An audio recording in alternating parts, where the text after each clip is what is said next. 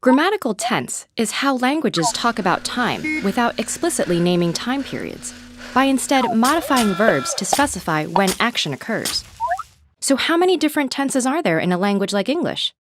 At first, the answer seems obvious. There's past, present, and future. But thanks to something called grammatical aspect, each of those time periods actually divides further. There are 4 kinds of aspect.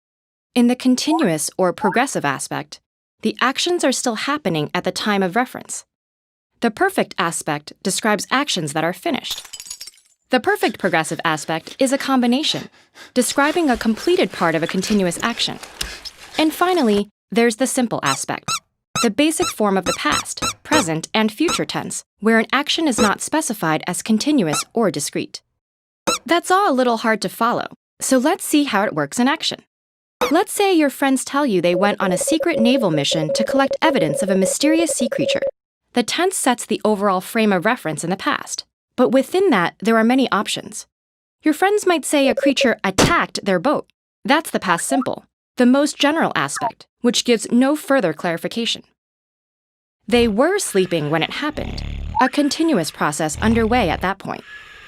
They might also tell you they had departed from Nantucket to describe an action completed even earlier. That's an example of the past perfect. Or that they had been sailing for 3 weeks, something that was ongoing up until that point. In the present, they tell you that they still search for the creature today, their present simple activity. Perhaps they are preparing for their next mission, continuously as they speak. And they have built a special submarine for it, a completed achievement. Plus, if they have been researching possible sightings of the creature, it's something they've been doing for a while and are still doing now, making it present perfect progressive. So what does this next mission hold?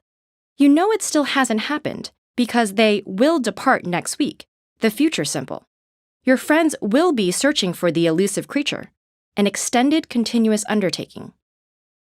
They tell you the submarine will have reached uncharted depths a month from now.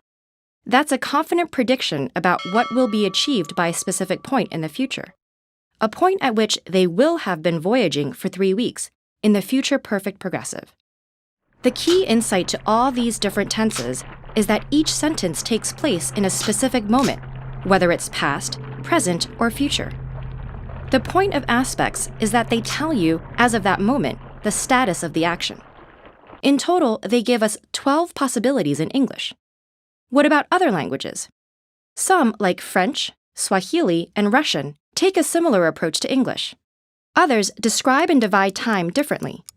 Some have fewer grammatical tenses, like Japanese, which only distinguishes past from non-past. Buli and Tukangbesi, which only distinguish future from non-future.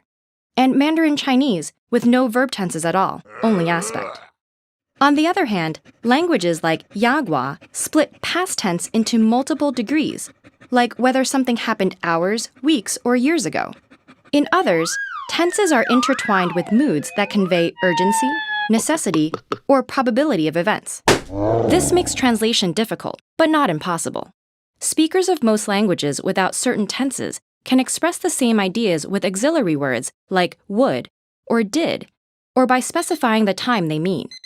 Are the variations from language to language just different ways of describing the same fundamental reality? Or do their diverse structures reflect different ways of thinking about the world, and even time itself? And if so, what other ways of conceiving time may be out there? TED-Ed is a nonprofit. If you value our work, please consider supporting it on patreon.com/TED-Ed.